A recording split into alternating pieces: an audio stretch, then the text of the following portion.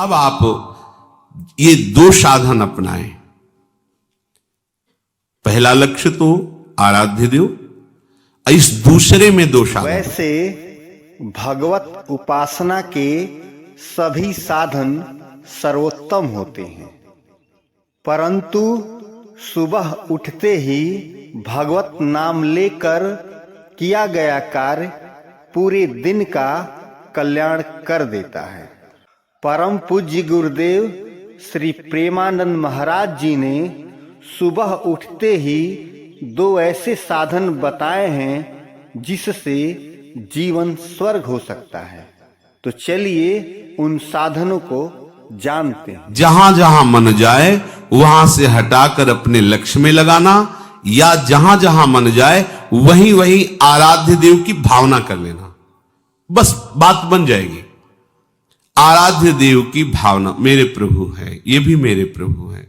ये जो वस्तु सामने दिखाई दी, ये पहले नहीं थी, प्रभु ही थे। ये बाद में भी नहीं रहेगी, प्रभु ही रहेंगे। बीच में इस वस्तु के रूप में प्रभु ही हैं। मेरी दृष्टि काम नहीं कर रही, ठीक नहीं देख पा रही, पर हैं प्रभु ही। ऐसा शास्त्र कहते हैं, ऐसा सदगुरुदेव कहते हैं, ऐसा आचार्य कहते हैं।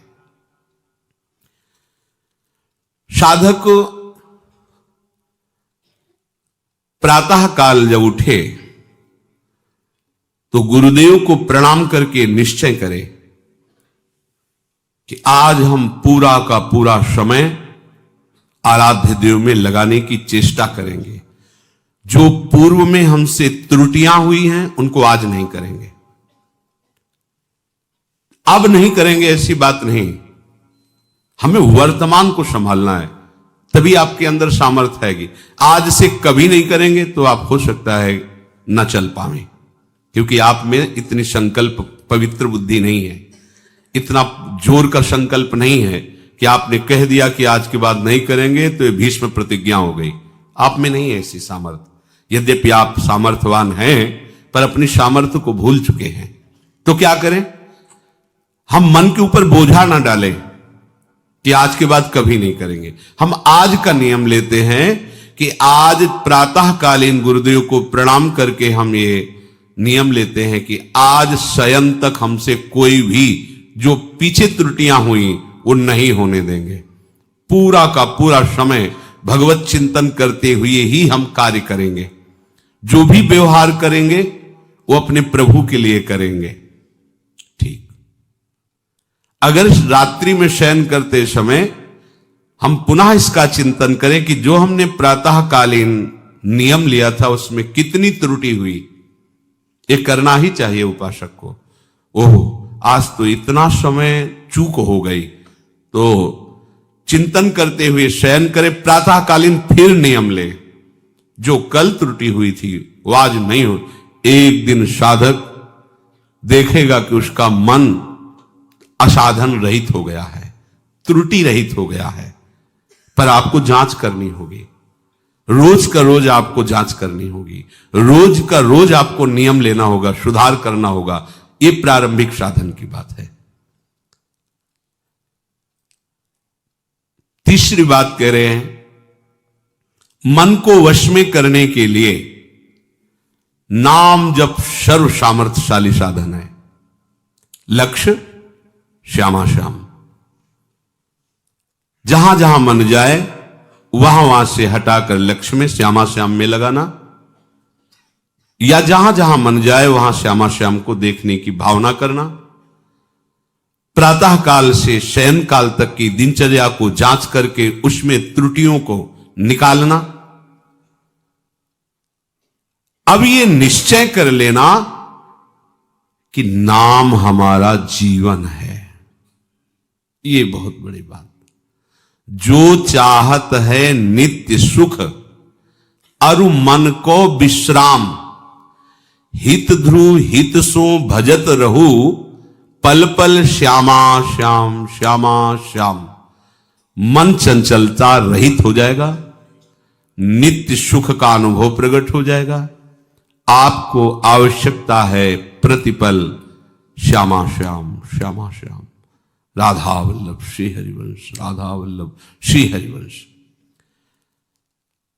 नाम जप सर्वश्रेष्ठ महामहिम भगवत प्राप्ति का, मन को शांत करने का, समस्त कामनाओं की पूर्ति का अचूक उपाय है।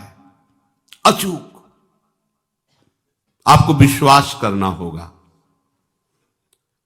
जो चाहिए आपको प्राप्त हो जाएगा। ये 4 दिन की उकताहट वाला भाव मत रखिए कि हमको तो इतने दिन हो गए करते हुए, अभी कोई लाभ नहीं। दवा चल रही है, अमोघ औषधि है। ये सबसे पहले आपकी दुर्गति का नाश करेगा, पाप का। फिर ये पाप की प्रवृत्ति का नाश करेगा, जहां से पाप पैदा होता है। दिव्य ज्ञान प्रकाशित करके रूप का दर्शन कराएगा, प्रेम की, जो चाहिए। जिसने बात समझ ली हृदय से कि मन को वश में करने के लिए सबसे बड़ी अचूक साधना नाम है। गोस्वामी श्री तुलसीदास जी कह रहे हैं, अय जीव तू सदा नाम का अनन्य बन। देखो, जो हमें सदगुरुदेव ने अपना जीवन स्वरूप नाम दे दिया है, हम नहीं जान पाते। छोटी छोटी बातों के लिए हम अवहेलना करते हैं। उनको तो उच्छिष्ट मिलता है, हमको तो उच्छिष्ट नहीं मिलता। जिस थाल में गुरुदेव पाए तो मुख से निकाल के उसमें थोड़ी रखते हैं, तो ऐसे पा रहे हैं। और उनकी उस थाल के उच्छिष्ट का रखना चाहिए महत्व। इतना हम महत्व रखते हैं। अगर हमें जरा सा प्राप्त हो जाता है तो मन नाच उठता है, आज सदगुरुदेव का उच्छिष्ट मिला है। लेकिन हमारी बुद्धि इस बात पे नहीं जाती कि जो गुरुदेव ने सदा अपना जीवन माना है, नाम मंत्र, सदा उसको रसास्वादन किया है, वो अंदर से हमें दे रहे हैं। उसके प्रति आपकी महत्व बुद्धि नहीं हुई। विचार कीजिए, गुरुदेव का वो उच्छिष्ट जो जीवन है, उनका स्वाद लिया है, उसका उसी में है वो, और वो दे दिए, उस पे महत्व बुद्धि नहीं है। हमें क्या दिया गुरुदेव ने? उनको तो स्वेटर दिया है, उनको माला पहनाया है, उनसे हंस के बात करते हैं। हमको क्या? ओहो, ये बाहरी चेष्टाएं गुरुदेव की कृपा मानी जाती हैं क्या? ये तो विषय संसारी पुरुषों को मिल जाती है। संत उदार दयालु हैं। ये जो आपको नाम मिला, ओहो, इसके अनन्य हो जाओ, गोस्वामी जी कह रहे हैं। और अनन्य का भाव बड़े भाव से, यही हमारा जीवन हो जाए। जो चाहते हैं नित्य सुख और मन को विश्राम, हित ध्रुव हित सो सानुराग रे, राधा राधा राधा राधा वल्लभ श्री हरि। अमृत है, अमृत। आप पान तो करो इस अमृत का, चिरंजीवी हो जाओगे। राधा राधा। इस कलिकाल में वैराग्य, योग, यज्ञ, तपस्या, बड़े बड़े दान, ये हमें आनंद प्रदान नहीं कर सकते, क्योंकि ऐसी मलिनता है कि दान दे के अहंकार आ जाएगा तो दान कब काम खत्म। और यज्ञ के लिए पवित्र सामग्री नहीं रह गई, समिधा नहीं रह गई, सब अपवित्र हो रहा है। तपस्या, शरीर ऐसे कमजोर हो रहे हैं कि तप के लायक नहीं कि सीधे प्रकृति का वार झेल सके। और योग तो बहुत ही कठिन है। 8 घंटे 10 घंटे सिद्धासन में बैठे हुए और पद्मासन लगाए हुए आराध्य देव के चिंतन में डूब, बड़ा कठिन है। यहां 30 मिनट एक स्थिति में तो बैठा नहीं जाता है, हिलाना डुलना।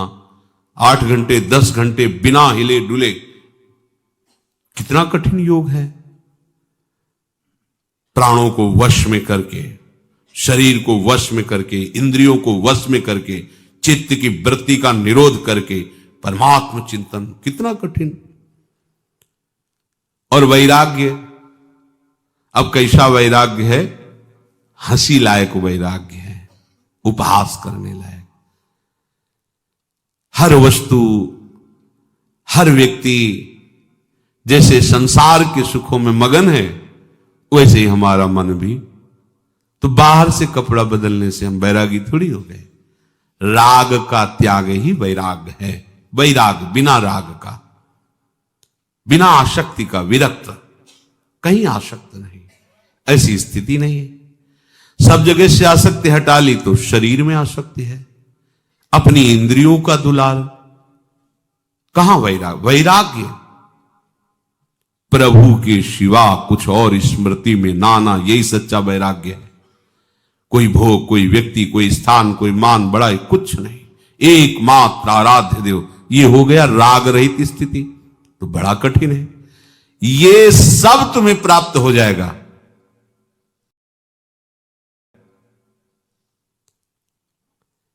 ये अलग अलग करके निर्वाह करना कलिकाल है, बड़ा कठिन है। लेकिन इनका जो फल है वो सब तुम्हें प्राप्त हो जाएगा, एकमात्र केवल नाम का आश्रय लेने से, नाम का स्मरण करने से। शास्त्रों में दो बातें बताई गई, एक विधि और एक निषेध। ये करना है और ये नहीं करना है। कितना पढ़ोगे शास्त्र? गोस्वामी जी कह रहे हैं हम तुम्हें दो शब्दों में बता देते हैं। मेरी अनुभूति और सम्मति, प्रभु का स्मरण करना सब विधियों का परम विधि है। नाम जप रहे हो, पूरा विधि से चल रहे हो आप, और प्रभु का नाम भूल गए, सबसे बड़ी निषिद्ध बात हो गई। दो बातों में बांध दिया। विधि श्यामा श्याम का स्मरण, अब और कोई विधि हमें जानने की जरूरत नहीं। निषेध, श्यामा श्याम को भूल गए, इससे बड़ा कोई निषेध नहीं। श्यामा श्याम को भूल जाना सबसे बड़ा निषेध काम हो गया हमारे द्वारा। गुरु के वचनों की अवहेलना, शास्त्र की अवहेलना हमसे हो गई, क्योंकि हम प्रभु को भूल गए। जिस क्षण सबसे बड़ा निषिद्ध कार्य हो गया। गोस्वामी जी कह रहे हैं कि जो नाम है ये महामणि है, और ये जो संसार है ये सांप है। अगर ये कुछ भी तुम्हें सुख दिखाई दे रहा है इसमें, तो उसी आनंद समुद्र के एक अंश का है, और उस सुख का परम सुख नाम, उसको ले लो, संसार से अलग कर लो। जैसे सांप से मणि अलग कर लो तो फण पटक कर मर जाएगा, ऐसे ही तुम